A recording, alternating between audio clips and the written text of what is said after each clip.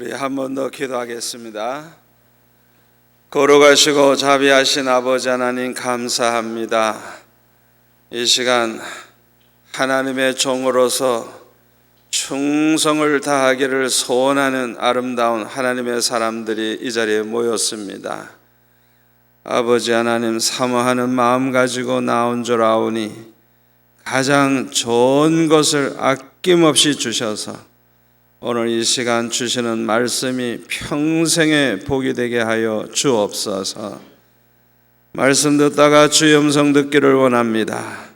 말씀 듣다가 성령의 불을 받기를 원합니다. 말씀을 듣는 중에 암덩어리들이 떨어져 나가기를 원합니다. 말씀을 듣는 중에 고민거리들이 간증거리로 바뀌게 하여 주옵소서. 오늘 주신 말씀이 평생의 복이 되게 하여 주옵소서. 예수님의 이름으로 기도하옵나이다. 아멘. 반갑습니다. 저는 부산에서 목회하지만은 서울 태생입니다. 서울에서 태어나서 서울에서 자라나고 서울에서 목회하다가 공공군목을 하고 부산에서 개척을 해서 36년이 지금 넘었어요. 군목생활 2년 하고 해서 부산에서 38년이 넘었습니다. 그래서 이제는 내 인생의 반 이상이 부산에서 보냈기 때문에 이제는 부산 사람이 됐는데 부산은 살수록 좋아요. 너무너무 좋아요. 수영로교회 때문에 부산이 복을 받고 수영로교회 때문에 해운대가 복을 받는데 지금 전국에서 제일 살고 싶은 도시가 해운대입니다. 어마어마한 빌딩들이 생기고 시설이 아주 최고 시설을 갖추고 그렇게 살기 좋은 곳이 되고 있죠. 저는 6학년 때 창신초등학교 6학년 때 내 옆에 친구가 전도를 해서 예수를 믿게 됐는데 참 좋은 교회에 나가게 됐어요. 그 좋은 교회, 참 우리가 좋은 교회 나가는 게 이게 보통 복이 아닙니다. 교회 잘못 나가면 아주 인간을 망쳐버립니다. 좋은 교회, 창신교회를 제가 이제 다니게 돼서 얼마나 감사한지 모르겠어요. 그리고 저를 전도한 친구의 형님이 그 당시에 서울대학생이었는데 성령 충만한 형님이었어요.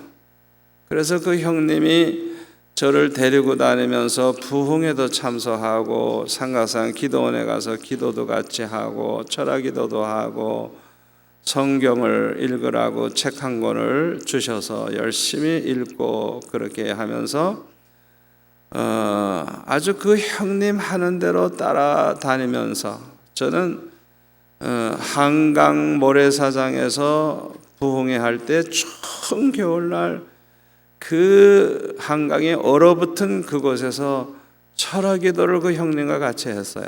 6학년 때. 그러니까 그 형님이 하는 대로 보여주는 대로 따라 하다 보니까 나도 성령 충만함을 받게 됐어요. 그래서 이 사람 잘 만나는 거 이게 보통 복이 아니야. 신자들은 목사님 잘 만나는 거, 은혜 받은 제대로 된 목사님 만나는 거 이거 평생 축복이에요. 평생 축복. 예수도 제대로 믿으려고 하는 사람은 아무 교회 안 나가요. 이 목사가 제대로 된 목사인지 아닌지 은혜 받은 분인지 아닌지 그런 거 살피고 가지. 뭐 집 앞에 있으니까 가고 뭐 가까우니까 가고 뭐 그렇게 안 해요.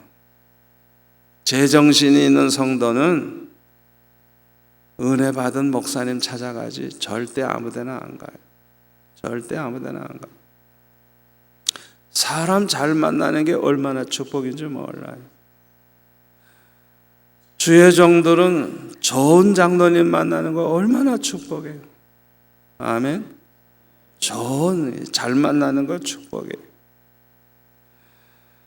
또 저는 좋은 교역자들을 만나게 해주신 것이 얼마나 감사한지 모르겠어요. 그 당시에 권연호 목사님이라고 연세 많은 분이 계셨는데 얼마나 기도를 많이 하시는지 제가 아침에 학교 간다고 교회 가서 기도하고 학교를 가는데 보면은 그때까지도 혼자서 아무도 없는데 이 강단 앞에 앉으셔가지고 기도하시는데 그 기도하는 그 모습이 옛날 엘리야 엘리사가 떠오르는 그런 정말 간절히 기도하시는 그 모습이 얼마나 은혜가 되는지.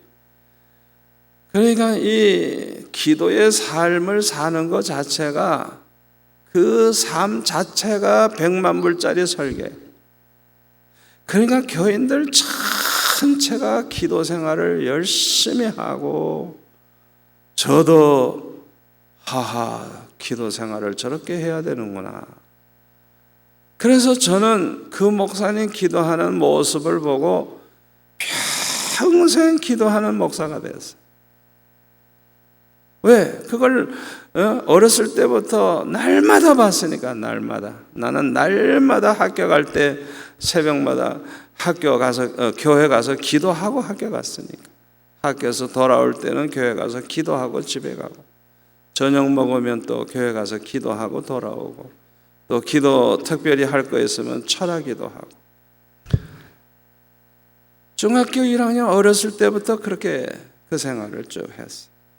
그러니까 좋은 목사님 만난 거 얼마나 감사한지.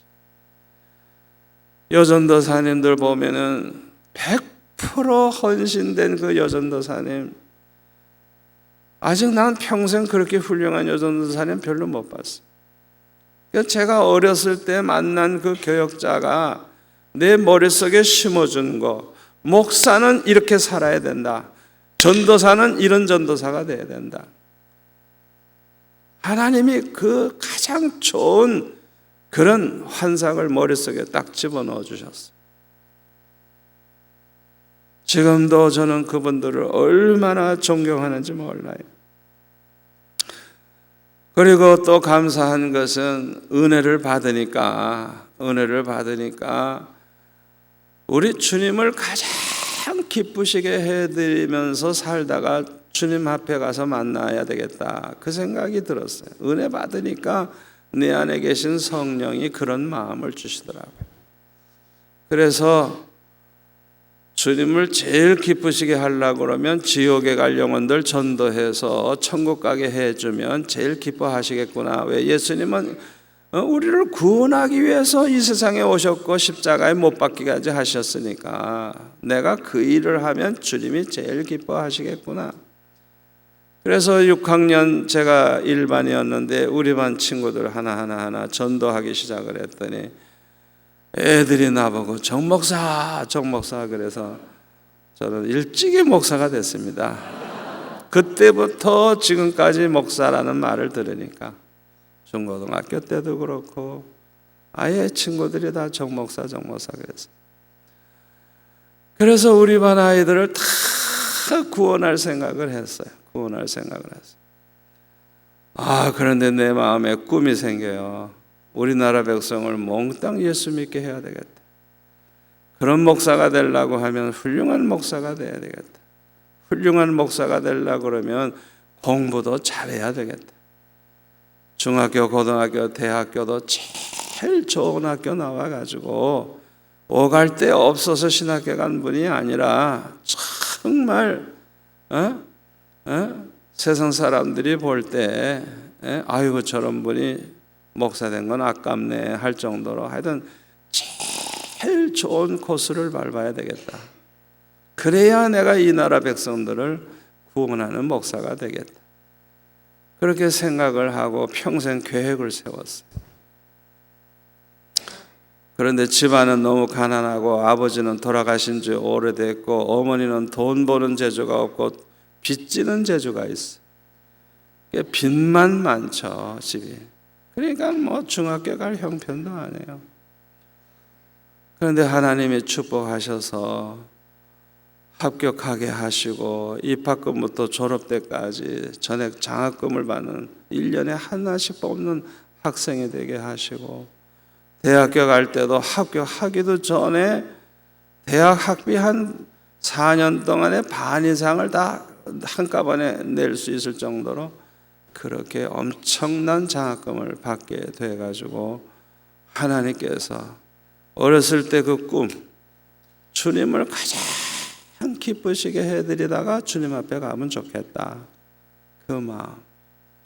그 마음 하나 가지고 얼마나 수지 맞았는지, 중고등대학교를 그렇게 하나님의 기적으로 공부하게 하시고, 그 다음에 총신을 다니게 하시고, 목사가 되게 하시고, 지금까지 그냥 하나님께서 끌고 가시는, 그냥 끌고 가시고 안겨주시고, 예배당도 지어주겠다는 사람이 자꾸 찾아오고,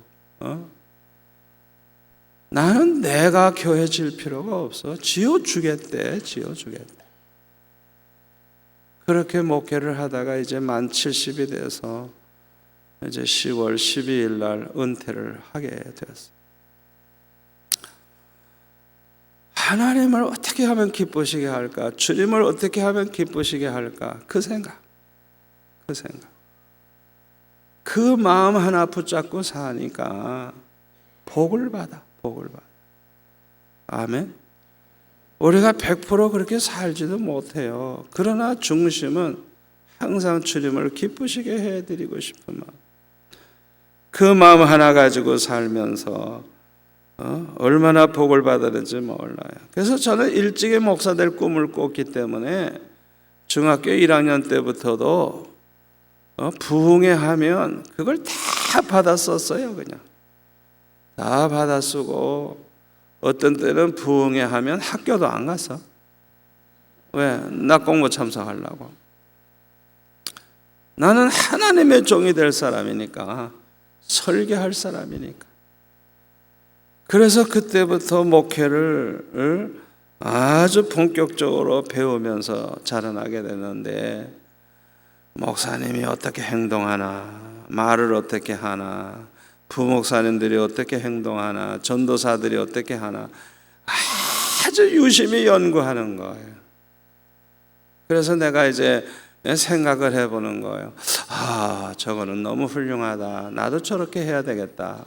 아이고, 저건 아닌데, 저러면 안 되는데, 나는 죽어도 저런 짓은 안 한다. 그러니까 중학교 때부터 목회를 배우기 시작한 거예요. 어렸을 때 이미 내 눈에 저건 틀렸다, 저건 맞았다, 그걸 배우는 거예요. 여러분, 우리 교단에 여러분 잘 아는 목사님들 연구하세요. 그분에게서 배울 건 뭐고, 절대로 그거 본받으면 안 되는 게 뭔가, 그걸 확실하게 해보세요.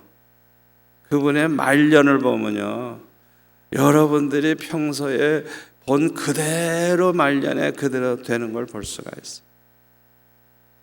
그러니까 어린아이가 뭘 알겠어요. 그러나 어렸을 때 보니까 갈수록 훌륭하다고 느껴지는 분들은 말년이 좋지만은 저러면 안 되는데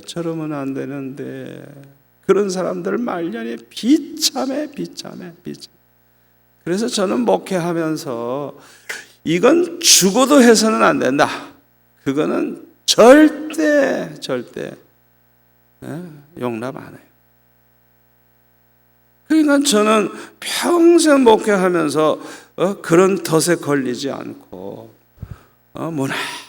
무난하게 너무나도 행복하게 목회를 하게 돼서 얼마나 감사한지 몰라요.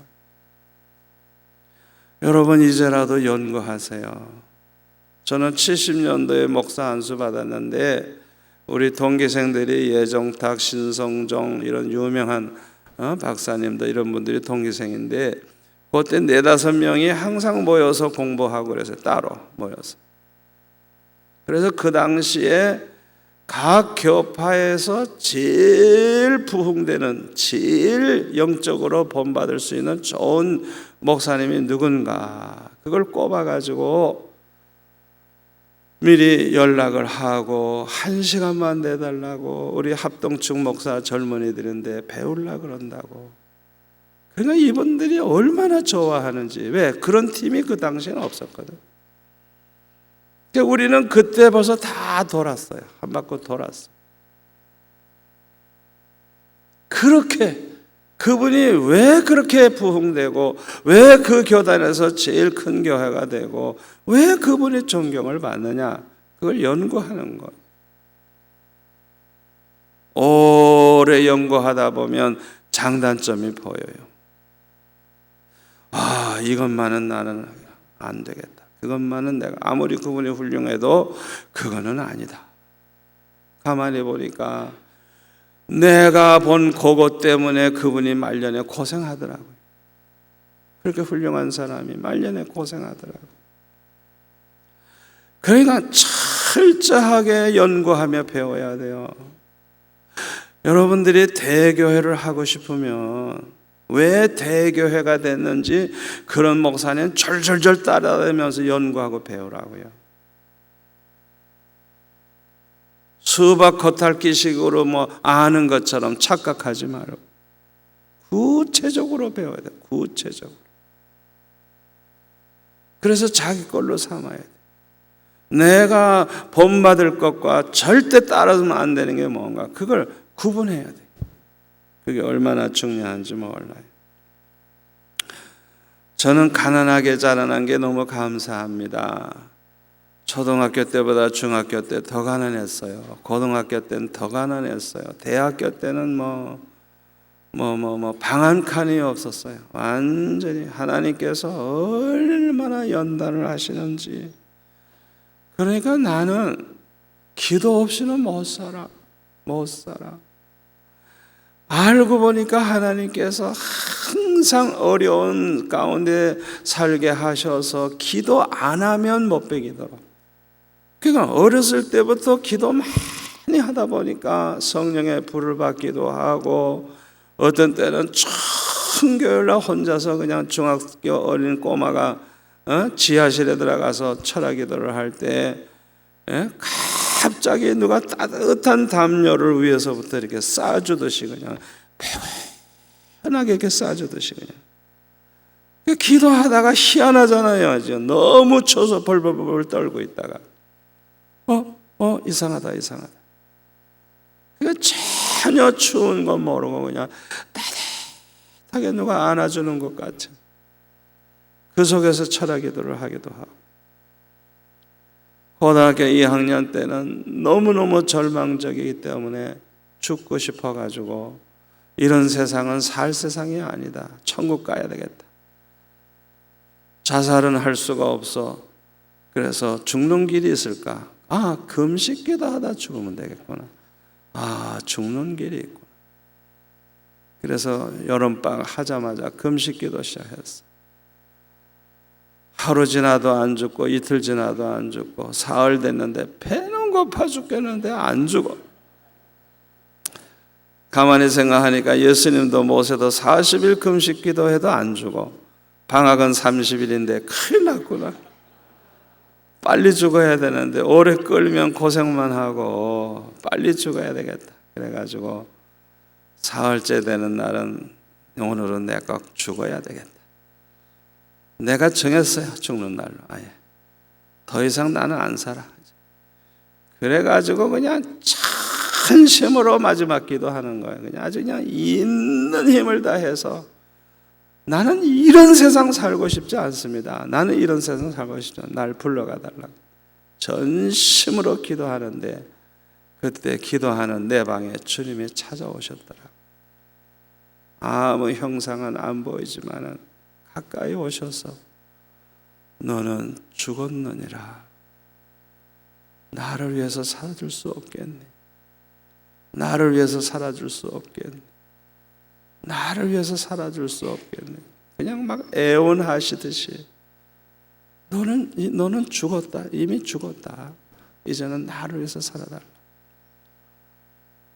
제가 성경에서나 볼 수 있고 사도행전 같은 데서나 볼 수 있는 사도 바울이 주님의 음성을 들었듯이 체험을 그때 했어요.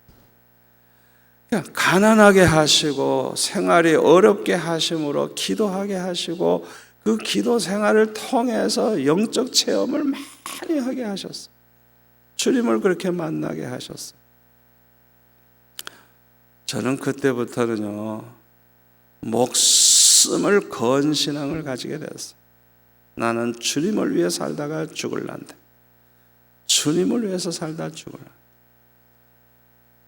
목숨을 건 그런 믿음을 가지고 이제 살다가 보니까 하나님께서 얼마나 목회에 축복이 되는 그런 길을 걷게 해 주셨는지 몰라요. 대학교 4학년 때는 완전히 생활이 안 되니까 입시생들을 5명 맡아가지고 가르치는데 저녁에 시작하면 12시까지 합니다.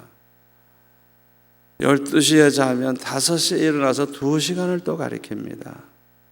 그리고 아침 먹고 학교 가면 그때는 4.19, 5.16 데모가 많았거든요. 나는 공부할 시간이 없어요. 다행히 데모가 많아. 그래서 데모만 하면 도서관에 들어가 공부하는 거예요. 데모하면 도서관에 들어가. 그 데모 덕분에 난 공부했어. 4년 동안을 교회에서는 뭐 중고등부 뭐 그냥 모든 걸 다 맡아서 일을 했는데 주일날은 완전히 하루 종일 헌신하고 일주일은 그냥 애들에게 완전히 시달리면서 그 다음에 학교 다니며 이렇게 이제 공부를 했는데 4년 동안을 아무것도 다른 걸 못하게 하셨어요. 공부도 제대로 못했어요. 그래서 이제 졸업식 날 이제 졸업식 끝나고 집에 와서 교회 와서 기도하면서 아버지 왜 나를 대학 4년 동안을 이렇게 보내게 하십니까? 공부도 제대로 못하고 미팅도 한번 못 해보게 하시고 도대체 나를 왜 4년 동안을 이렇게 달달 볶고 말이지 시간도 하나도 안 주고 그렇게 하셨습니까? 그때 주님이 말씀을 하시더라고. 내가 너를 그렇게 묶어놓지 아니하면 목사가 될 것 같으냐? 나를 묶어놓으셨대요. 묶어놓으셨대요.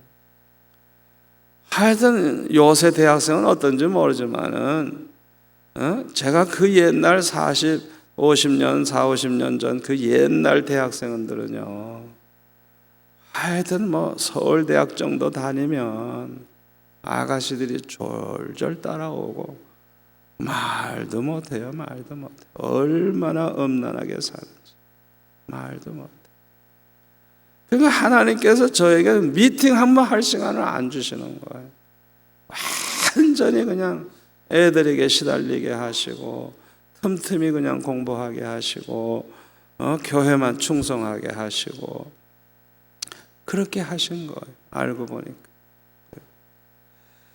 우리에게 하나님께서 고난을 주시고 연단하시는 것은 하나도 의미 없는 게 없어요. 하나님의 계획 속에 되는 거예요.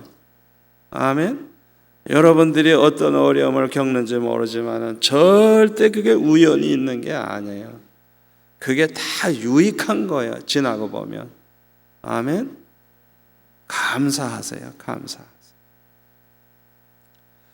그 다음에 제가 대학교 저는 다닐 때 이미 목사 될 사람이니까 대학 공부만 하질 않고 목사가 돼가지고 이 공부한 것을 그대로 이제 적용을 할 생각을 하니까 저는 목회에 관심을 가지고 공부를 하는 거예요. 그래서 대학 과정에서 헬라어, 히브리어 다 했어요. 대학 과정에 다 해버리고 라틴어까지 하고 영어, 독일어 원서 가지고 공부했어요. 교회사도 원서 가지고 공부했어요. 대학 과정에서 그런 걸 다 했어요. 미리.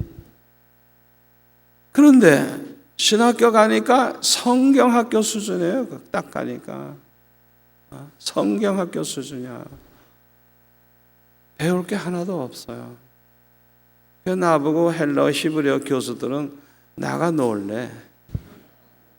또 바보같이 나가 놀았어요. 왜요? 난 이미 끝난 사람이니까. 그때 주님이 내게 말씀해 주시는데 너는 신학교 3년 동안 겸손을 배우고 나가라. 네가 얼마나 겸손할 수 있는지 겸손을 배우고 나가라. 나는 신학교 3년 동안 목표가 내가 얼마나 겸손해질 수 있을지, 그게 내 목표야. 다른 건 없어. 공부할 건 아무것도 없어. 할 게 없어, 공부. 그렇게 제가 공부를 신학교 4년 동안에 했어요. 그런데 청신 2학년 때 개척교회에 나가서 봉사하게 됐는데, 신학교 다니라고 저 신설동 동대문 쪽에서 살면서 사당동까지 가면 버스를 두세 번 갈아타고 가야 되지, 그냥 길바닥은 완전히 진흙탕이지, 건물은 그냥 뼈대만 있고 그냥 물만 안 새게 해놨지, 바닥이 울퉁불퉁하고 그냥 공사하다가 말았어. 그런 데서 공부하는 거예요. 그런데 이게 개척교회를 이제 해놓으니까 새벽 예배 7번, 주일 낮 예배, 저녁 예배, 수요일, 이것만 해도 10번 설교를 해야 되는 거예요. 주일 학교도 해야지, 또 결혼주례도 해야지. 총각인데 내가 장례식도 해야지. 하여튼 개척교회 하면서 동목회를 했으니까 그냥 하여튼 그 학교 다니면서 10번 이상 설교를 해야 되니까 새벽 예배 마치고 학교 가니까 그렇게 했는데, 그때 우리 교회 여자 집사 하나가 저한테 그러더라고요. 전도사님, 이 예배당에 교인이 꽉 차기를 원합니까? 이래요. 그래서 그걸 말이라고 해요? 차고 넘치기를 원하죠. 그랬더니 눈물이 차야 교인이 찹니다. 선지자 같은 말 하더라고요, 여자 집사가. 그래서 내가 말도 안 되는 소리 한다고, 어떻게 예배당을 눈물로 채우느냐고, 말도 안 되는 소리 한다 그랬더니 아닙니다, 눈물이 차야 교인이 찹니다. 아주 은혜 많이 받은 집사님이에요. 기도를 많이 하는 분인데 그분의 말이 그냥 자꾸 떠오르는 거예요. 눈물이 차야 교인이 찬데. 그래서 가만히 생각해 보니까 예배당은 못 채워도 내가 설교하는 이 강단 조그맣게 만들어놨죠. 교회가 작으니까 조그만 강단 요거는 채울 수 있겠어, 내가 보니까. 그래서 그날 밤부터 철학기도 하는데 우는 기도야, 우는 기도. 왜? 많이 울어야 눈물이 차니까. 참 눈물 콧물 흘리면서 닦지도 않아. 빨리 채워야 되니까. 그래가지고 그냥 엉엉 울면서 아버지 이 예배당에 교인 꽉 차게 해달라고 그렇게 기도하다가 저 눈물 많이 흘린 다음에 이렇게 돌아서서 앉아요. 그래서 또 흘리고 돌아서서 한 바퀴 삥 돈 다음에는 옆으로 이사가 또 이렇게. 얼마나 순진한 기도를 했는지 몰라요. 얼마나 많이 울었는지 몰라요. 주의 종이 오늘이라도 여러분이 강단에 가서 울어보세요. 무슨 일이 생기나. 하나님은 너무 사랑이 많으시고 그냥 정이 많으신 분이기 때문에 주의 종이 눈물까지 흘리면 주님이 못 견디시는 거예요. 얼마나 응답이 빠른지. 그냥 강단에서 한번 엉엉 울어보세요. 어린애처럼 울어보세요. 그냥 그 어렸을 때 그 신학교 다닐 때 그냥 그렇게 강단에서 울면서 기도를 했는데 개척한 지 3개월 딱 되니까 107명이 나오더라고. 낮 예배 때 애들 예배 따로 하고. 그래가지고 그냥 푹 내기 시작하는데 더 넓은 곳으로 더 넓은 곳으로 그 해에 3번 이사해서 3번. 전도사가 설교할 줄 알아요? 뭘 알아요? 그러나 눈물의 기도는 하나님의 큰 손이 역사하도록 만드니까 어디서 이렇게 몰려오는지. 내가 나가 전도한 것도 아니에요. 자자들 들어오는 거예요. 들어오는 거예요.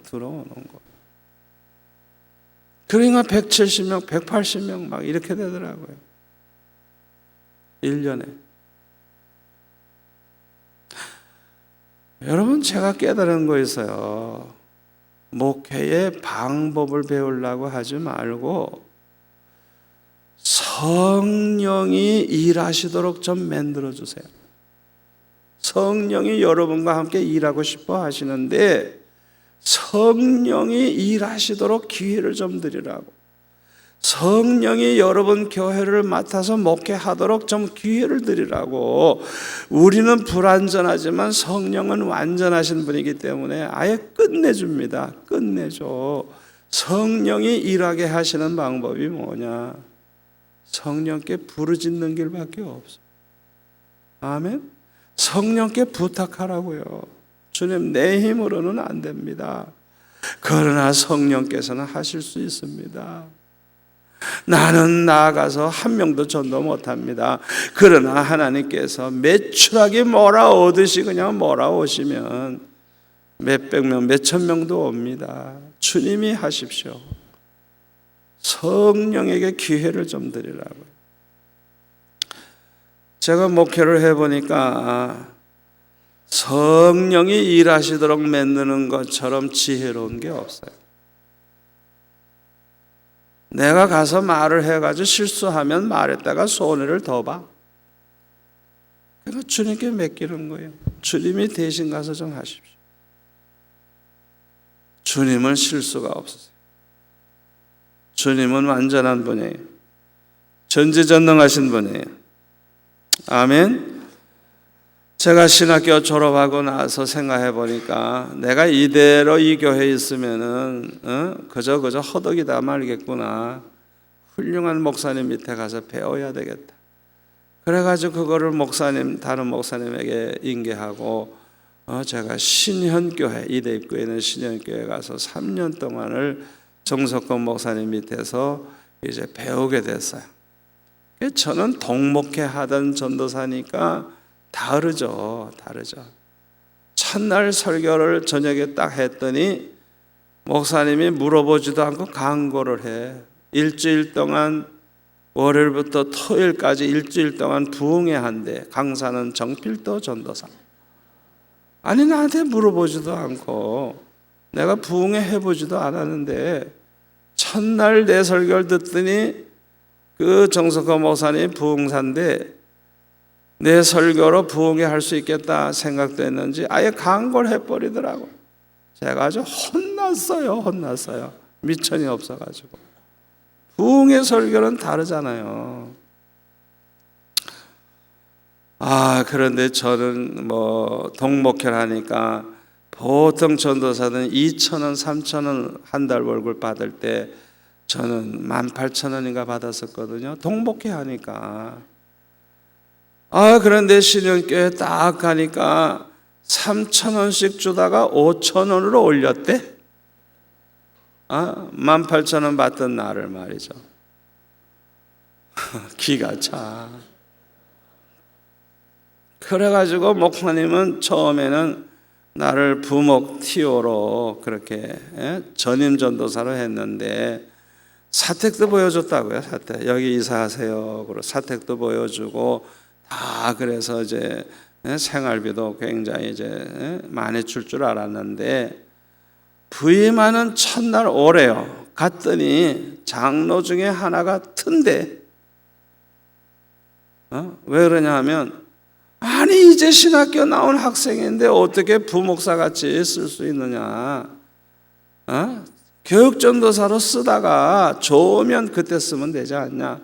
일리가 있죠. 그래서 제가 그냥 사택에다가 그냥 다 준비된 그런 전임 전도사로 가게 됐는데 그 장로님 때문에 교육전도사가 됐어요. 그래서 나보고 어떻게 하겠느냐. 그래서 제가 그랬어요. 목사님, 나는 황소같이 일하는 게 내 소원이니까 일만 많이 시켜주십시오. 그 월급 적게 줘도 상관없는데 일만 많이 시켜달라고. 그랬더니 그냥 얼마나 목사님이 좋아하시는지. 그래서 저는요, 부임하는 날 저는 신설동에서 살고 신천 이대 입구까지 그냥 새벽에 캄캄할 때 출발해가지고 새벽 예배부터 참석을 하고 그 다음에는 이 학생들 9시부터 예배인데 거기 미리 들어가서 앉아 있는 거예요. 내가 아직 부임도 안 했는데. 그래가지고 어느 선생이 일찍 오는지 늦게 오는지 그거 다 점검하고 그 분반 공부할 때 어떻게 가르치는지 돌아다니면서 다 체크하고 중고등부 학생들이 한 60-70명 되는데 제가 다 점검을 했어요. 그런데 이상한 사람이 왔다 갔다 하지 누군지 모르잖아요. 난 예배 참석을 했을 때 나가서 이제 목사님이 교인들 앞에 인사하라고 해서 인사하니까 그때서야 아하 우리 교회 부임한 전도사구나 그걸 이제 알았죠. 교인들. 그래서 그날 저녁에 가서 제가 또 설교를 했는데 부흥회 한다고 발표를 해버렸잖아요. 또 그래서 제가 첫날 교사들 저녁 예배 끝나고 다 모여라고 그래가지고 그 호랭이 같은 장로 부장하고 교사들 딱 앉았는데 나보다 나이 어린 사람 하나도 없어. 다 그냥 뭐 대학 강사, 중고등학교 선생, 시청에 나가는 과장, 쟁쟁한 사람들이야 이 교사들이. 근데 제가 그랬어요. 여러분들 내가 오늘 새벽부터 나와서 봤는데 여러분들이 지금 하는 식으로 하려면 오늘 다 사표내라고. 잡으려면 첫날 잡아야 돼요. 지금같이 하려면 다 사표내라고. 다음 주일부터는 8시 반까지 나오라. 30분 동안 우리가 준비 기도도 하지만 그날 가르칠 아주 모든 그 내용을 내가 요약을 해서 여러분들에게 미리 가르쳐 줄 테니까 30분 이전에 나오라고.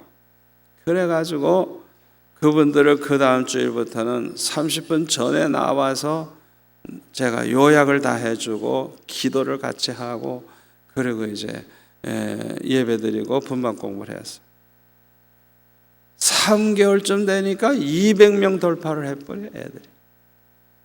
교사를 변화시키고 교사를 장악하고 교사를 이끌어가니까 금방 200명 돌파를 하더라고요. 그래서 저는 총각이고 나이도 어리고 자유로우니까 그 교회 안에 사무실에 다 뒤져보는 거예요. 그랬더니 그냥 주보도 그냥 막 쌓여져 있고 그냥 막 신방 카드도 엉망이에요. 엉망. 그래서 제가 누가 시키지 않아도 밤을 새가면서 그냥 그 목사님 오신 지 5년 됐어. 5년 동안에 주보를 날짜별로 다 추리고 그 다음에 신방 카드도 다 정리를 해가지고 5년 동안의 출석수, 헌금 어떻게 1년 동안 이렇게 해서 5년 동안 변화가 되는지 그래프를 그렸어요. 그 다음에 그분이 찬송가는 뭘 많이 부르는지 쫙 연구하고 신방 가서는 무슨 말씀을 전하는지 그걸 노트에다 다 써가지고 이분의 18번 설교가 뭔지 연구를 하는 거. 보니까 신약 성경 가지고 많이 하더라고요. 그러면 나는 구약 가지고 끝내주자. 이래가지고 나는 신방 설교를 구약에서만 만드는 거예요.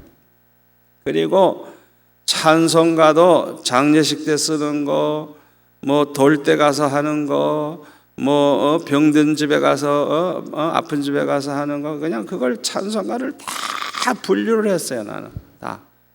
그러니까 찬송가 딱 펼치면 딱 그냥 몇 장 하면 되겠구나 나오는 거예요. 설교도 환자 집에 갈 설교, 어느 집에 가고 환난 시험단 가정 여러 가지 그 종류대로 설교를 다 준비해 가지고 그 가정에 맞는 거 딱 펼쳐보면 나오지 그냥.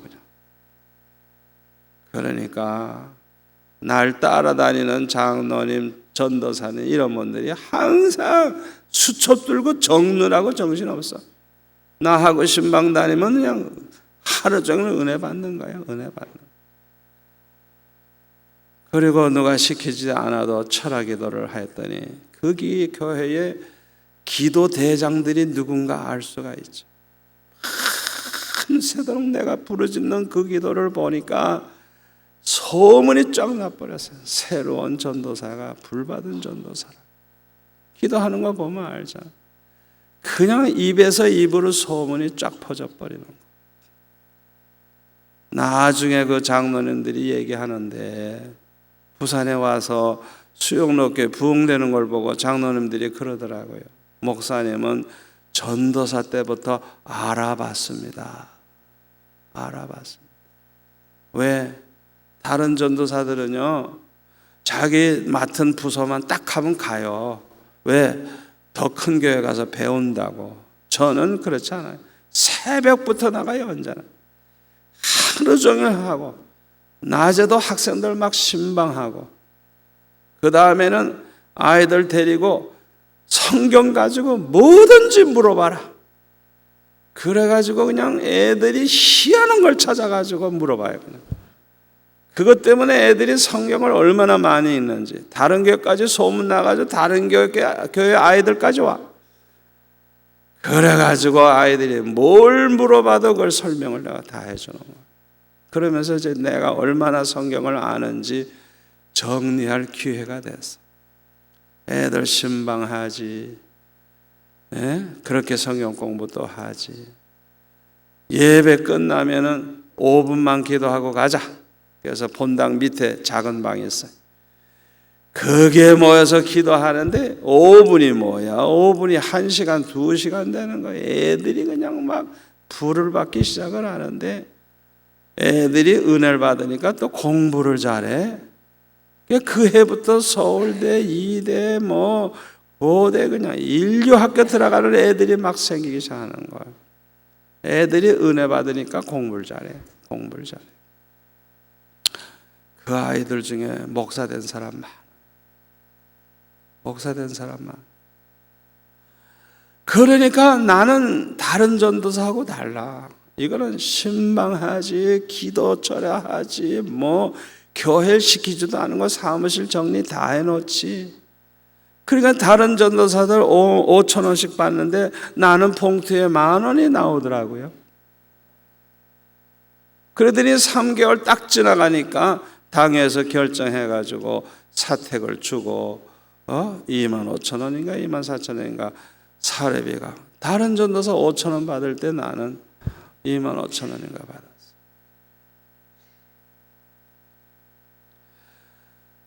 죽도록 충성해 보세요. 교인들이 알아요. 하나님도 알지만. 아멘. 죽도록 충성해 보라고. 하나님도 감동받으시지만은 성도들도 감동을 받아요. 저는 군목 생활을 부산에서 이제 2년을 했는데, 부산에서 하게 된 게 뭐냐 하면, 그때 이제 초랑교회 정태성 장로님이 전국 군복음화 후원회 회장이야. 그때 재벌이었어요. 그분이 우리 총회 센터 그분이 해준 겁니다. 대단한 분입니다. 또 부산의 백남조 장로라 부정교회, 그분은 우리 총회 신학교 사당동 그 신학교 그 땅 그분 거예요. 이 부산 장로님들이 세요. 그래서 저는 그 장로님이 군복음화 후원회 회장이니까 초교파적으로 우리나라. 그래서 제가 부산으로 가면 공군은 이미 내가 1년 동안에 완전 전체 세례받게 했는데 부산에 가서 끝내주고 부산을 그 장로님과 손잡고 복음화하고 내 소원은 우리나라를 복음화하는 건데 부산에 가서 시작을 하자. 그래가지고 제가 부산으로 가게 된 거예요.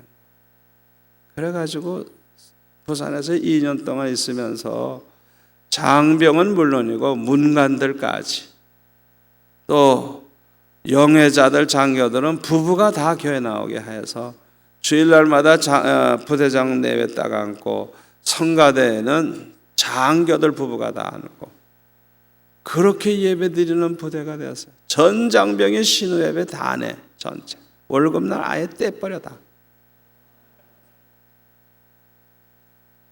그렇게 했어요. 전체 다 세례받고.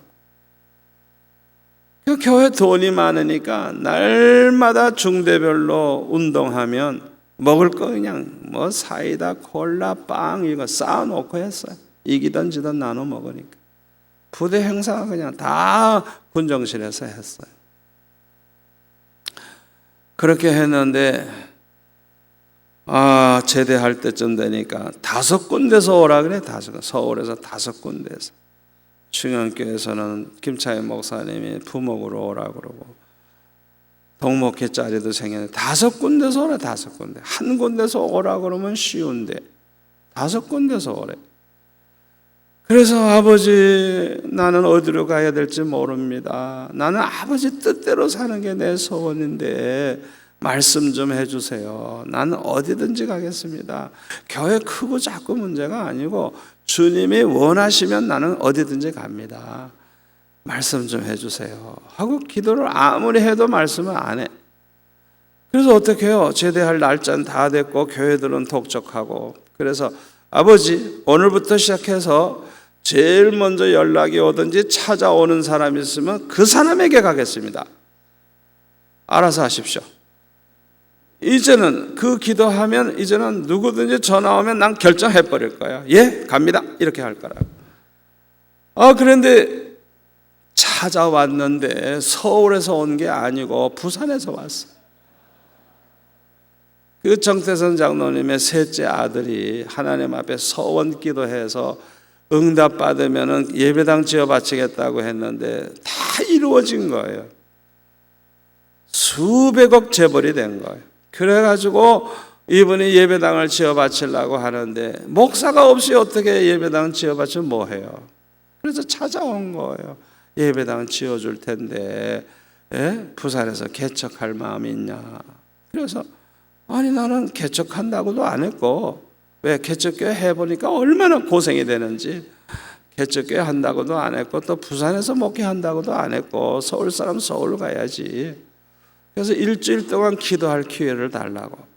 그래서 하나님 앞에 기도했어요. 아버지, 나는 그 5교회 중에 하나 간다 그랬지.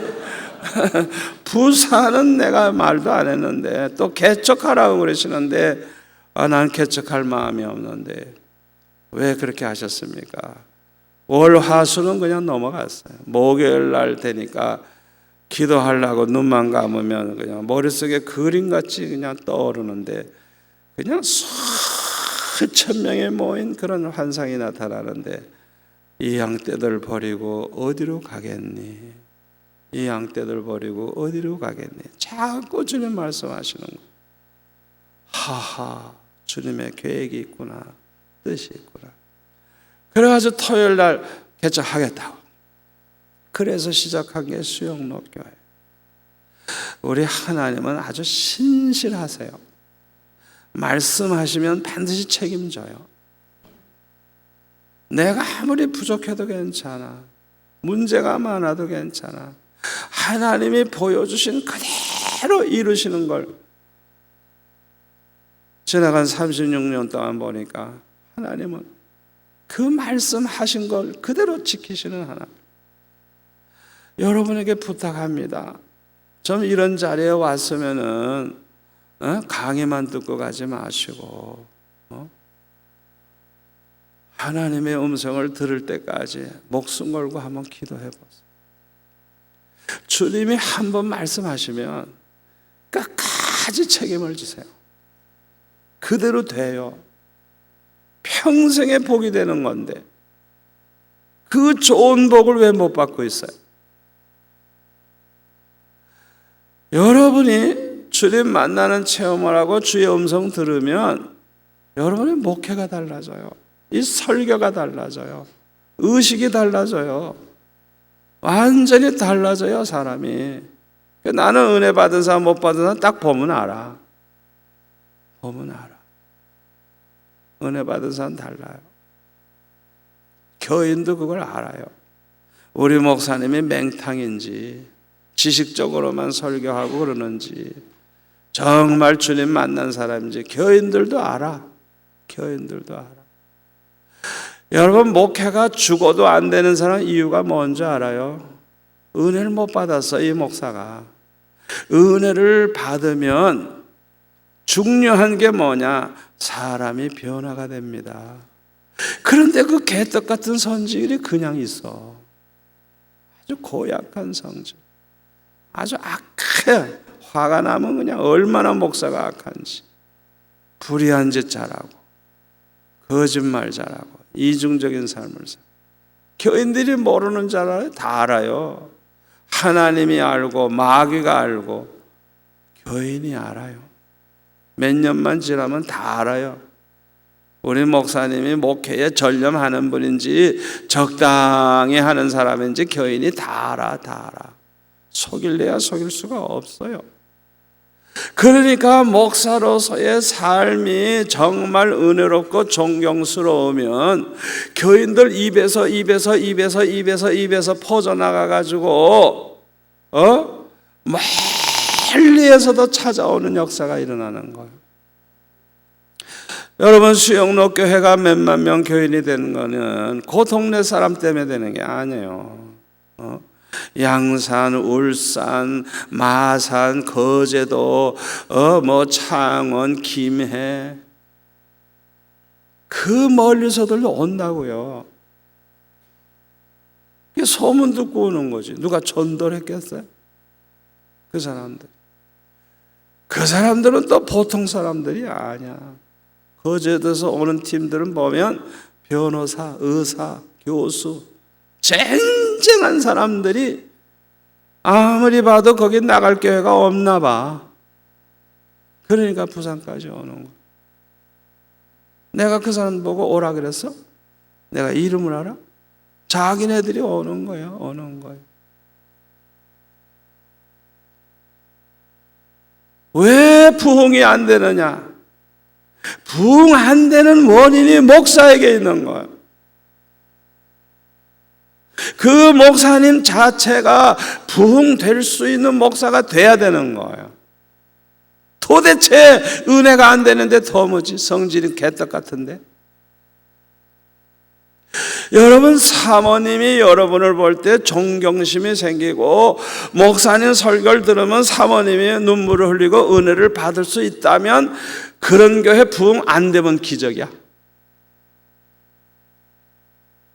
여러분의 아들, 딸이 여러분의 설교를 듣고 불을 받고 그 애들이 눈물을 흘리고 은혜를 받으면 그런 교회가 된다면 기적이 안 되면 기적이라, 부흥이 안 되면 기적이라.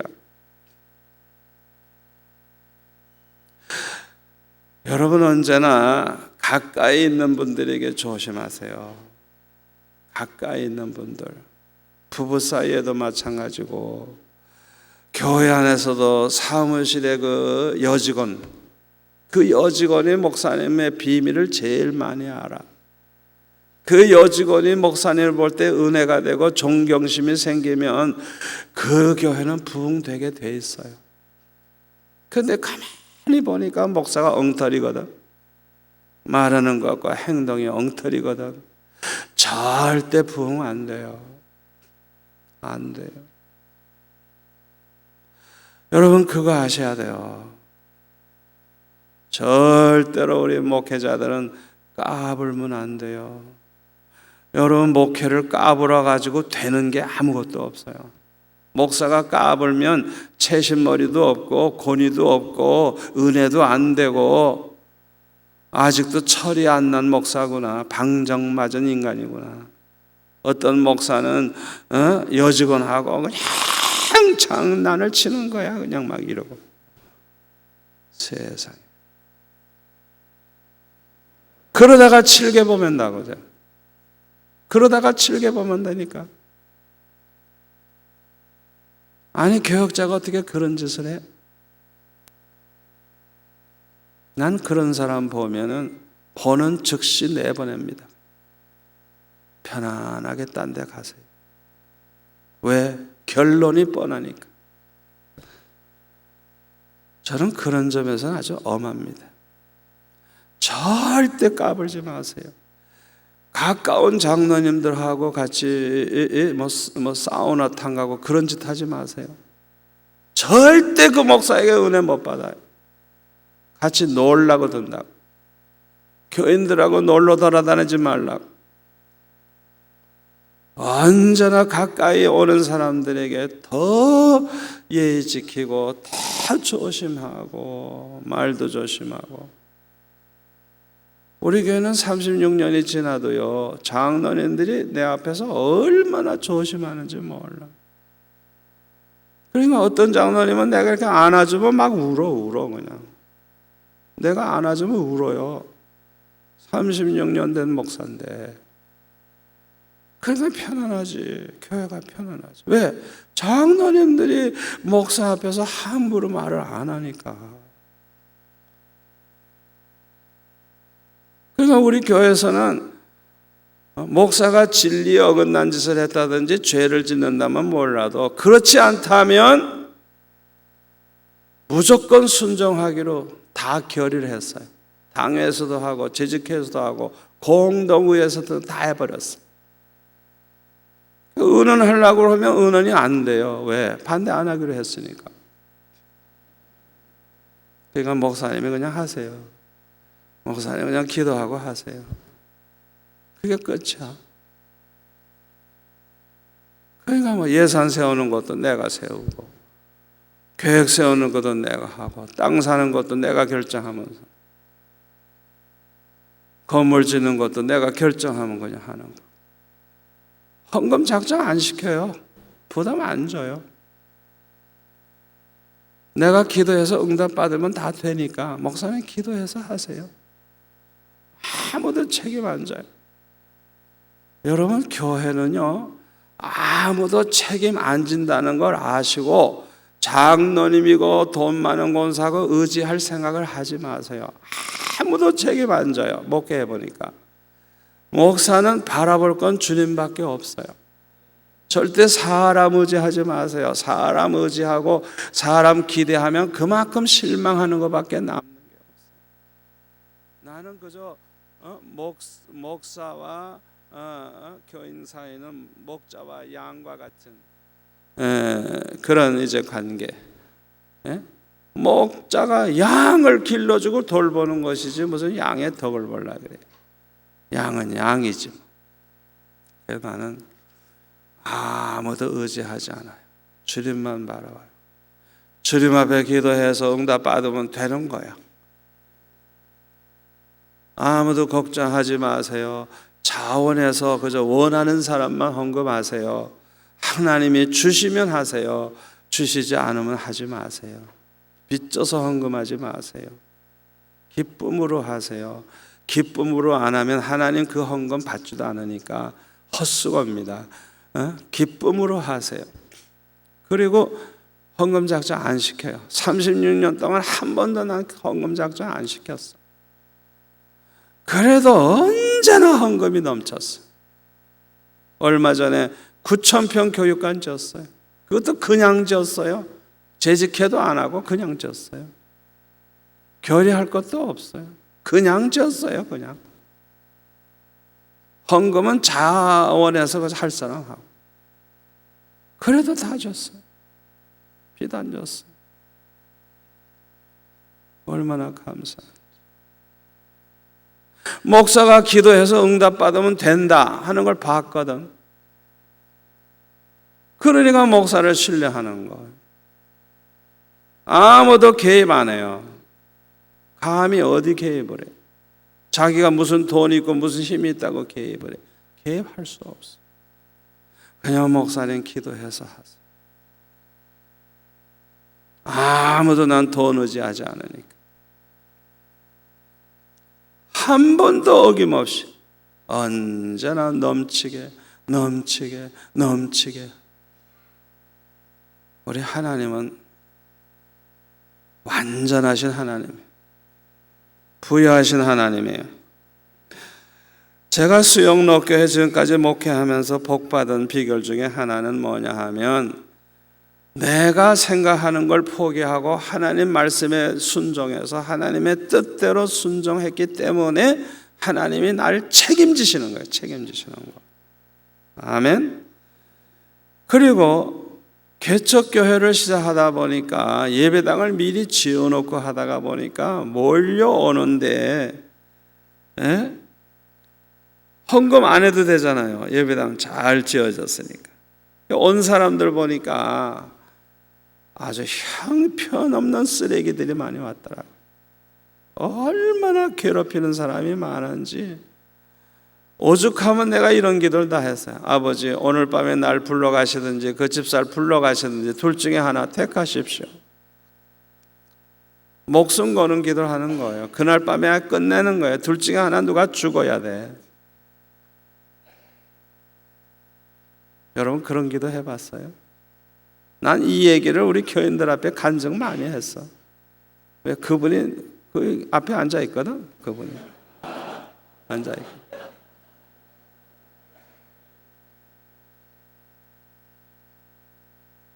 얼마나 무서운 목상가를 보여주는 거. 목숨 걸고 기도하는 거.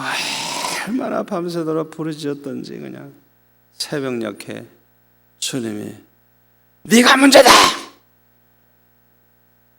나는 문제가 하나도 없는 줄 알았는데 내가 문제래요.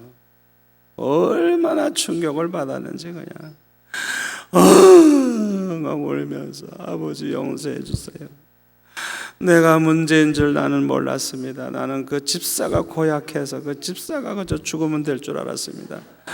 아버지 용서해 주세요 하고 막 울면서 이제 기도를 했더니 네가 문제라는 거예요. 이유가 뭐냐?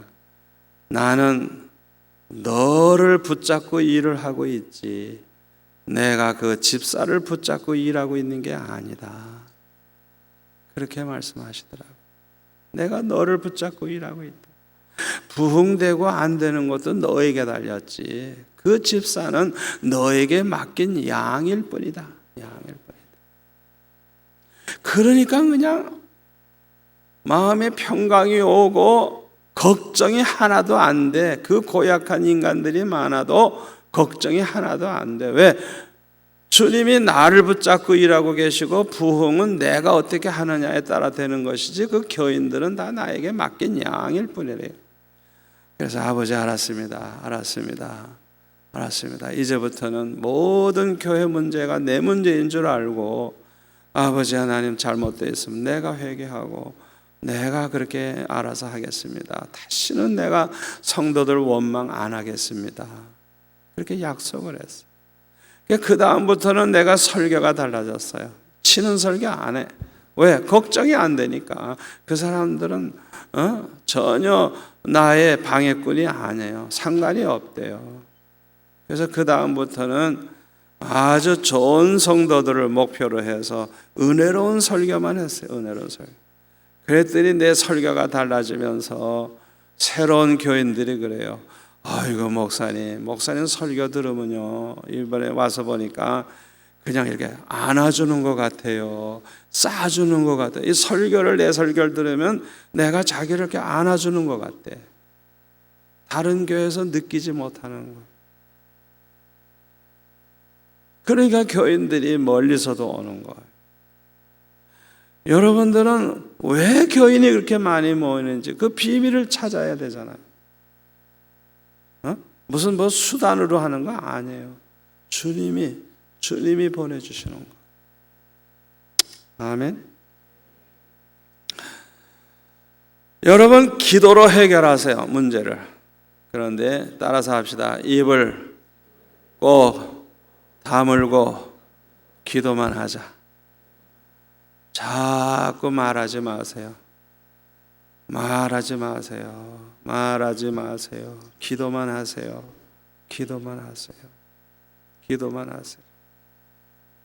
말하지 마세요. 저는 교인들에게도 꼭 그 훈련을 시킵니다. 교회 걱정거리 생기고 문제 생기면 입 꼭 다물고 기도만 해라. 왜? 사탄이 제일 즐겁게 사용하는 게 혀예요. 혀. 그래서 교회가 수라장 될 때 보면 혓바닥에 마귀가 다 들어가 앉아 있어. 있는 말, 없는 말, 쓸데없는 말 그냥 얼마나 부풀르는지 그냥 작은 문제를 크게 만들고 교회를 수라장으로 만들어 이간질시키고 난리가 나는 거예요. 그러나 입을 꼭 다물면 마귀가 더 이상 입을 사용할 수가 없어. 기도만 하는 거예요. 그러면 하나님이 대신 역사하시는 거. 얼마 지나고 보면은 성령이 다 만져져 버렸어. 문제가 없어져 버렸어. 저는 그 방법으로 36년 목회했어요. 절대 입 벌리면 용서 안 해요. 입 벌리면 안 돼. 입 다물고 기도만 하라. 꼭 말하고 싶으면 당회장에게만 얘기해라. 제가 아는 비밀이 너무 많아요. 그래가지고 절대 말 못하게 하고 저만 알고 해결될 때까지 기도하는 거. 교회가 편안해요. 사람이 몇만 명 되면요 문제가 얼마나 많은 줄 알아요? 그러나 말 안 하니까 모르죠 뭐. 어떻게 알아요? 기도로 해결하는 거예요. 기도로. 아멘. 목사가 기도하다가 응답받으면 해결 못할 거 없어요.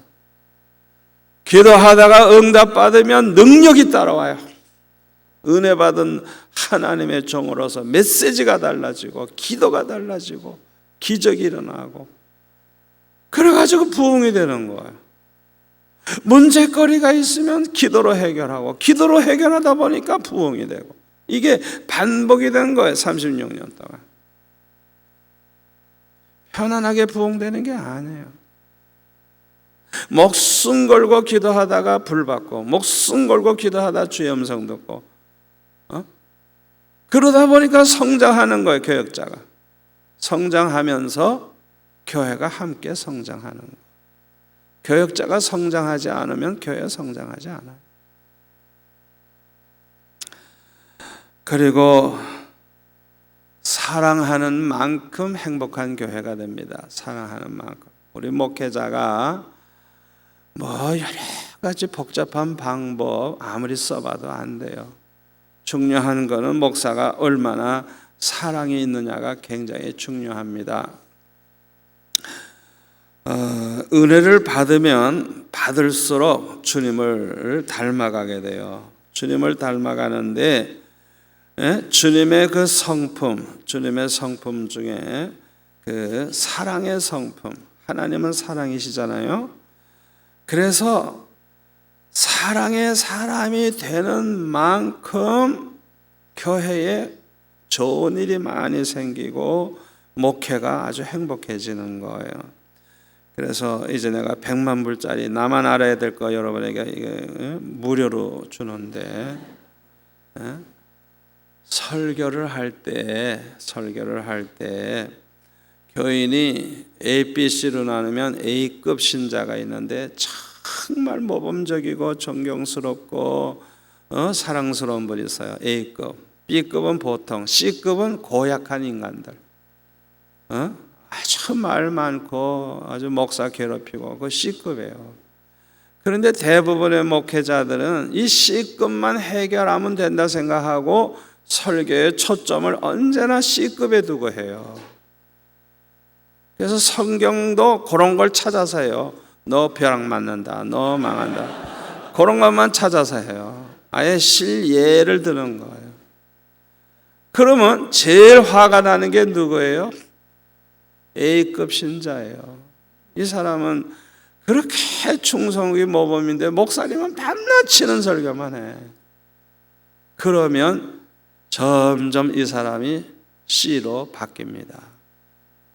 한국교회 성도들의 질이 나쁜 이유가 목사들이 C급을 향해서 설교하기 때문에 질이 나빠지는 거예요. 그래서 저는 설교를 어떻게 하느냐, A급 성도만 놓고 해요. 우리 교회에서 제일 존경스러운 사람이 누군가, 제일 내가 생각하면 사랑스러운 분이 누군가, 그 사람들을 생각하면서 그 사람들을 놓고 설교를 해요. 그래서 아무리 숫자가 많아도 내 눈에는 그 사람밖에 보이는 게 없어. 그러니까 저는 설교하면서도 나는 여러분들을 보기만 해도 행복합니다. 여러분처럼 목회자를 사랑하는 그런 성도들이 이 세상에 얼마나 있겠느냐고 그런 얘기를 해요. 여러분들이 변화되는 거 보면 너무너무 감사합니다. 어쩌면 그렇게 아름답게 변합니까? 안 변한 사람이 사실 더 많은데 그 자리에. 나는 변한 사람을 놓고 자꾸 얘기하는 거야. 그러니까 항상 목사님은 칭찬해주고 행복하다 그러고 여러분들이 변화되는 모습이 아름답다고 하니까 이 C급들이 A급 흉내내. 그러니까 교회가 편안할 수밖에 없는 거야. 아무도 일어나 발언하는 사람 없어. 교인들이 다 A급이 되든지 A급 흉내를 내. 그러니까 뭘 하든지 그냥 목사님 알아서 하세요. 그냥 알아서 하세요. 그렇게 편안한 목회를 하는 거. 이 100만 불짜리 내가 그냥 준다는 게 이게. 그리고 문제 교인이 나타나잖아요. 목사에 대해서 비방하고 감정이 안 좋은 그런 사람 나타나잖아요. 저 같은 경우는요, 하나님이 은사를 주셔가지고 얼굴만 봐도 알아요. 설교를 쭉 하다가 보면 얼굴이 시커먼 사람이 나와요. 이 검은 그림자가 나타나요. 이상하다 하고 보면 설교하는데 이러고 있거든. 안 들어. 저 집사가 병이 들었구나. 뭔가 상처가 있구나. 그러면 그때부터 기도하기 시작을 해요. 언제까지? 그 얼굴에 변화가 올 때까지. 아버지, 내가 그 아무개 집사 사랑합니다. 그러나 내가 뭘 실수했는지 모르지만 그 집사가 나한테 대해서 상처가 있는 것 같은데 아버지, 내가 자기를 사랑한다는 거, 이렇게 축복 기도하고 있다는 걸 좀 알게 해주세요. 그러면서 기도하는데 그 사람의 얼굴이 변화될 때까지 기도하는 거예요. 그러면 얼마 있다 보면 변화가 되는 거예요. 또 아주 고약한 인간 있잖아요. 그러면 그 사람을 위해서 특별히 기도합니다. 아버지, 이 영혼이 은혜를 못 받아서 이렇게 고약한 짓을 하는데 아버지 불쌍히 여겨주세요. 이 영혼에게도 좀 은혜 주시고 축복해 주세요. 좀 잘되게 해주세요 하고 막 그냥 축복 기도해요. 내 마음에 정말 사랑하는 마음이 생길 때까지 기도해요. 가짜가 아니고 정말 사랑하는 마음, 그냥 만나면 그냥 팍 그냥 안아주고 싶은 그런 마음 생길 때까지 기도해요. 그러면 누가 제일 먼저 감동받느냐? 사랑이신 하나님이 감동을 받아요. 사랑의 영이신 성령님이 감동을 받으셔요. 그래가지고 그 사람을 만져주시는 거예요. 그냥 어느새 보니까 사람이 완전히 변해서 그냥 목사님 그냥 얼마나 충성하고 대접하려고 그러고 아주 1등 공신으로 바뀌어버려. 사람을 바꾸는 방법이 이런 방법으로 바꾸는 거예요. 사랑으로 바꿔야 되는 거예요. 아멘. 또 부교육자와의 문제가 많죠. 저는 옛날 얘기입니다마는 교육자들이 내 마음에 드는 사람이 하나도 없었어요. 그래서 제가 기도했어요. 아버지, 나는 이런 사람들하고 일하기 싫습니다. 다 내보내겠습니다. 나와 같이 순교할 수 있는 목사를 좀 보내주세요. 그런 기도를 했어요. 왜냐하면 내 눈에 보면은 안 걸리는 게 하나도 없어. 교역자 모임 할 때마다 지적을 하니까 나만 나타나면 얼굴이 그냥 연탄 공장 사장같이 돼버려요. 얼굴이 새카매져. 하도 야단을 치니까 지적을 그냥 너무 잘하니까. 하나님 앞에 내가 기도했어요. 나 이런 사람들하고 도저히 일 못하겠다. 그냥 심각하게 연말에 기도하는 거야. 다 내보내려고. 그때 주님의 음성이 들려오는데 네가 그들에게 평생에 제일 좋은 형님 목사님 밑에 있었다는 추억이 될 만한 목사가 되어줄 수 없겠니? 오히려 나에게 주님이 책망을 하시더라. 그들에게 내 평생에 제일 좋은, 그때는 제가 젊었으니까 이제 형님 뻘밖에 안 돼. 지금은 아들 뻘밖에 안 되지만은 제일 좋은 형님 목사님 밑에 있었다는 추억이 될 만한 목사가 되어줄 수 없겠느냐고. 그 음성을 듣고 제가 멍멍하게 있었어요. 너무 빨리 응답을 하셔가지고. 그래서 제가 마음 정리를 하고 그렇게 하겠습니다. 예, 하겠습니다. 그리고 제가 교역자 회의를 아침에 했는데 또 모이라 그랬어요. 그랬더니 또 야단 맞을 거 생각하니까 그냥 얼굴이 그냥 완전히 그냥 이그러졌어요. 다 죽을 상이야, 죽을 상. 그래가지고 제가 이 얘기를 했어요. 나는 당신들 다 내보내려고 그랬다. 하나님 앞에 이렇게 기도하니까 주님이 이렇게 말씀하시더라. 이제부터는 여러분들이 나를 당회장이라고 생각하지 말고 친형이라고 생각해라. 여러분이 7개만 안 범하면 된다. 돈만 떼먹지 않으면 된다. 그 외에는 모든 실수를 내가 다 봐줄 테니까, 다 용서할 테니까 여러분이 다 당회장이라고 생각하고 하고 싶은 거 마음대로 해라. 안 할 자유는 없다. 일 안 할 사람은 가라. 실수해도 좋으니까 여러분 생각할 때 이렇게 했으면 좋겠다. 이렇게 그걸 다 해봐라. 실수하는 건 다 봐주겠다. 장로님들한테도 절대 교역자들 간섭하지 말라고. 교역자들 문제 생기면 나한테 얘기하라고. 그리고 그냥 완전 자유를 줬어요. 이야, 그때부터 교역자들이 밤을 새서 연구를 하고 부산에 50만 명을 동원하는 집회 계획을 하질 않나. 그냥 부교육자들이 그냥 교인 조직을 다 만들고 그냥 마음대로 하는 거예요. 어떤 때는 물어보지도 않고 해만. 그 모이라 그래서 모이는데 가봤더니 그렇게 엄청난 일을 벌이는 거예요. 나한테 물어보지도 않고.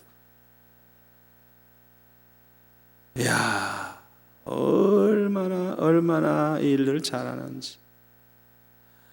그때부터 보니까 설교도 이건 부흥사야, 부흥사. 여러분 5,000명 앉은 자리에서 설교 해봤어요? 평생 안 해봤을 거야. 우리 부교육자들은 5,000명 앞에 설교하잖아요. 내가 외국 나가 그러면 우리 부교육자들이 다 해요. 외부 강사 안 척해요. 왜? 장로들이 왜? 우리 부목사님들이 더 잘한대. 외부보다 더. 그렇게 교인들이 존경해요. 그러니까 우리 부교육자들 설교 수준이 얼마나 높은지 장로님들이 그렇게 칭찬을 하고 우리 목사님들 너무너무 은혜롭다고 그러고. 저는 언제나 강조하는 게 그거예요. 하나님 한 분 외에는 아무도 두려워하지 말라고. 아멘? 절대 두려워하지 말라고. 담대하게 말씀 전하라. 두려워하고 벌벌 떨고 이런 사람은 나가라, 다 나가라. 그런 사람은 우리에게 있을 자격 없다. 강하게 키워요, 강하게. 소신껏. 장로님들도 일체 간섭 못하게 하고. 그러다 보니까 이 부교육자들이 그냥 120명의 교육자들이 그냥 내가 볼 때도 너무 훌륭해. 너무 훌륭해. 내가 볼 때 우리 교회 후계자가 될 만하구나. 그 표준으로 맞춰서 기르는 거예요. 그런 사람이 너무 많아. 그래서 우리가 후계자 정할 때도 우리 교회 출신 중에서 정말 존경스러운 사람, 교역자들과 장로들과 청빙위원들이 써내게 했더니 1등, 2등 쭉 나오더라고요. 그래서 1등한테 알아봤더니 오겠다는 거예요. 그래가지고 후계자가 결정이 됐어요. 우리 교회 출신이에요. 우리 교회 있을 때 너무너무 목회 잘했어요. 성도들이 너무너무 잘. 호주 시드니에서 제일 큰 교회 만들었고. 그러니까 실증이 있잖아요. 실력 그대로 보여주고 있죠. 그래서 저는 표준이 그겁니다. 우리 아들, 딸 결혼한 지 40년이 넘었으니까 우리 아들, 딸들도 그만큼 나이가 되니까 부교육자들이 다 내 아들, 딸 같아. 그래서 내 아들이라면 어떻게 살까? 우리 교회 후계자로 만들려면 어떻게 할까? 표준을 그렇게 해서 나는 항상 부교육자들을 키워.